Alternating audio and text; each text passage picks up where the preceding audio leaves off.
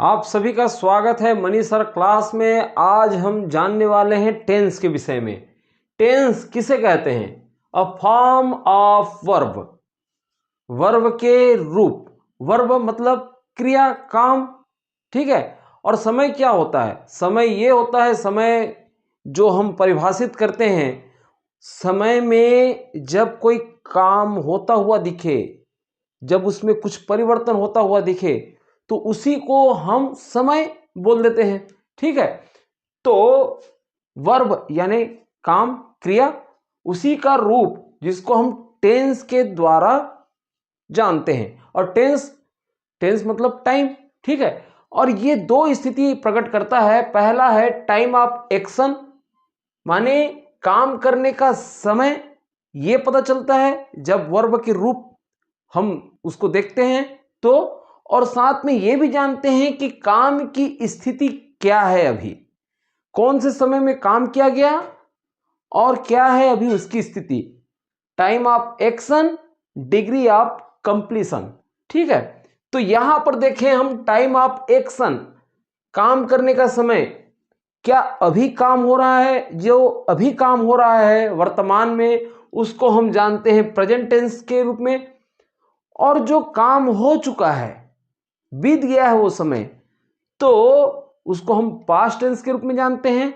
और जो काम अभी आना बाकी है, होगा भविष्य में वो काम, तो उसको बोलते हैं फ्यूचर टेंस। ये तो हो गया। फिर हम देखें डिग्री ऑफ कंप्लीशन के संदर्भ में कि काम की स्थिति क्या है। देखिए, कोई भी काम या पता नहीं चल रहा है कि क्या है, अभी काम की स्थिति हो रहा है कि नहीं हो रहा है, ये उस सेंटेंस में वर्ब के रूप में हमें पता न चले, तो उसको हम बोल देंगे इंडेफिनिट, इंडेफिनिट रूप, ठीक है। फिर उसके बाद देखें कंटिन्यूअस। कंटिन्यूअस मतलब यदि काम की स्थिति अभी लगातार जारी है, हो रहा है, तो उसको बोलेंगे कंटिन्यूअस। और परफेक्ट, जो काम यदि पूरा हो चुका है, परफेक्ट हो गया है, पूर्ण हो गया है, तो उसे हम परफेक्ट के रूप में जानेंगे। और परफेक्ट कंटिन्यूअस, कुछ काम ऐसे होते हैं जो लगातार हो रहे होते हैं और काम पूरा भी होते रहने का आभास होता है, यानी पूर्ण भी होता रहेगा और लगातार भी और आगे काम चलता रहेगा, तो उसको बोलते हैं परफेक्ट कंटिन्यूअस। तो ये इस प्रकार से हम देखें तो टेंस के ये रूप हैं।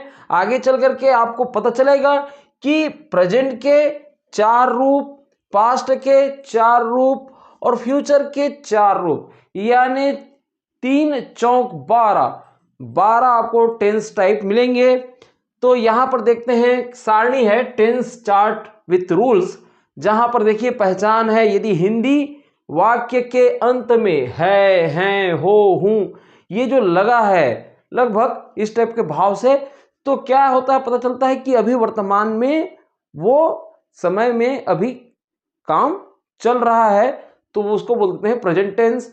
और था, थे, थी, यानी पहले वो काम हो चुका है ना, वो बीत गया है वो समय, तो था, थे, थी ये लगेगा हिंदी का।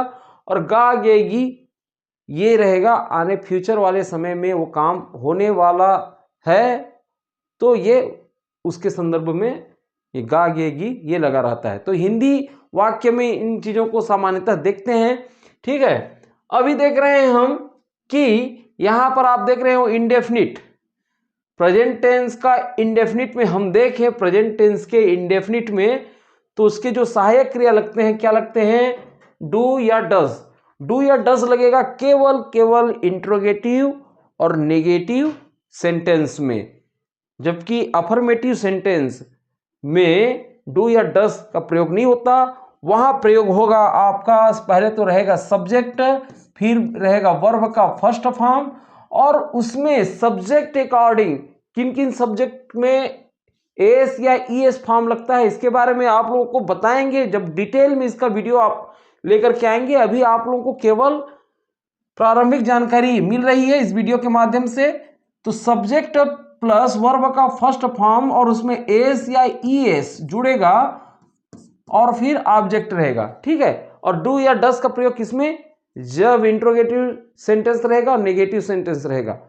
तब ये सहायक क्रिया के रूप में आएंगे, हेल्पिंग वर्ब के रूप में। पास्ट टेंस में भी वही है, पास्ट टेंस में सब्जेक्ट रहेगा और वर्ब का सेकेंड फॉर्म रहेगा, वर्ब का सेकेंड फॉर्म, फिर रहेगा ऑब्जेक्ट। डिड का प्रयोग इंट्रोगेटिव और नेगेटिव में होता है, और फ्यूचर में विल और सेल का प्रयोग होता है। तो यहाँ सब्जेक्ट रहेगा, फिर आपका विल सेल का प्रयोग, और फिर वर्ब का फर्स्ट फॉर्म, है ना, हेल्पिंग वर्ब के बाद वर्ब का फर्स्ट फॉर्म, और फिर रहेगा ऑब्जेक्ट। ये इस तरीके से रहेगा। कंटिन्यूअस में हम देख रहे हैं, तो कंटिन्यूअस में सबसे पहले देखिए, वैसे सभी अंग्रेजी वाक्य की शुरुआत सब्जेक्ट से होता है, ठीक है, इसलिए यहाँ पर कहीं पर भी सब्जेक्ट को अलग से लिखा नहीं गया है। आप ये मान के चलिए कि पहला जो है सब्जेक्ट रहेगा और अंतिम में रहेगा ऑब्जेक्ट। यहाँ पर केवल आप लोगों को हेल्पिंग वर्ब बताया गया है, सब्जेक्ट प्लस हेल्पिंग वर्ब में क्या रहेगा, इज, एम, आर, वर्ब का चौथा रूप, वर्ब का चौथा रूप यानी वर्ब में आईएनजी जोड़ना है। जैसे कि प्ले है तो प्लेइंग होगा, ठीक है, जिसको जिरंड भी कहा जाता है, और फिर प्लस ऑब्जेक्ट रहेगा। ठीक इसी तरीके से हम देखें पास्ट टेंस में, तो सब्जेक्ट रहेगा, फिर हेल्पिंग वर्ब वाज वेयर, फिर वर्ब का चौथा रूप, और फिर रहेगा आपका ऑब्जेक्ट है। और फ्यूचर टेंस की बात करें तो सब्जेक्ट रहेगा, फिर विल भी, सेल भी, और वर्ब का ये चौथा रूप, और फिर ये रहेगा ऑब्जेक्ट। ठीक, यहाँ पर परफेक्ट टेंस में देखिए, परफेक्ट प्रेजेंट परफेक्ट में तो सब्जेक्ट, फिर हैज या हैव, फिर रहेगा वर्ब का थर्ड फॉर्म, फिर रहेगा ऑब्जेक्ट। पास्ट इसमें हेड रहेगा, फिर वर्ब का थर्ड फॉर्म रहेगा इसमें, और फ्यूचर परफेक्ट में रहेगा will have, shall have, verb का थर्ड फॉर्म।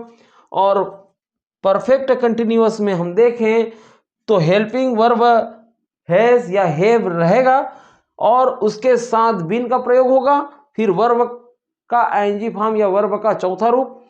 और फिर देखें पास्ट परफेक्ट कंटिन्यूअस में हेड रहेगा, और यहाँ पर उसके बाद बीन रहेगा और वर्ब का चौथा रूप।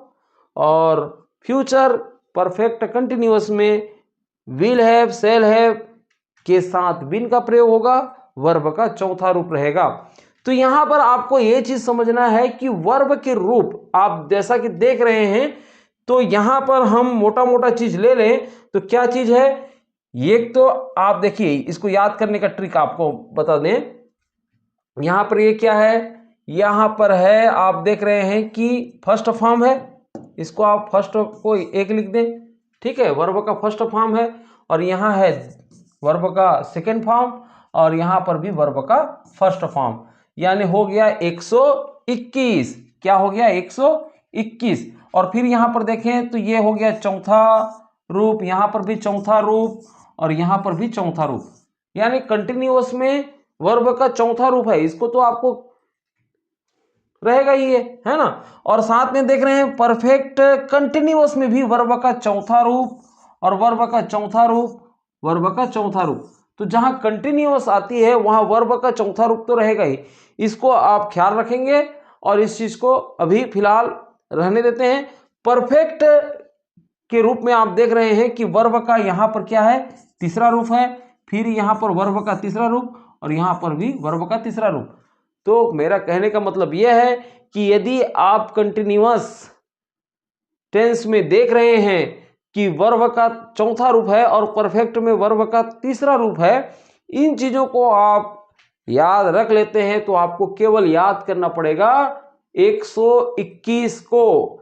121 मतलब क्या, प्रेजेंट इंडेफिनिट में वर्ब का फर्स्ट फॉर्म है, फ्यूचर इंडेफिनिट में वर्ब का फर्स्ट फॉर्म है, और आपका पास्ट इंडेफिनिट में है वर्ब का सेकेंड फॉर्म।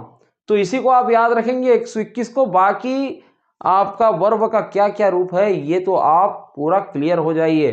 साथ में हम देखें तो इसकी जो हेल्पिंग वर्ब है इसको लेकर जल्द ही एक वीडियो फिर से लाने वाले हैं, तो इस चैनल को सब्सक्राइब कर लीजिए। हम मिलते हैं उस वीडियो पर।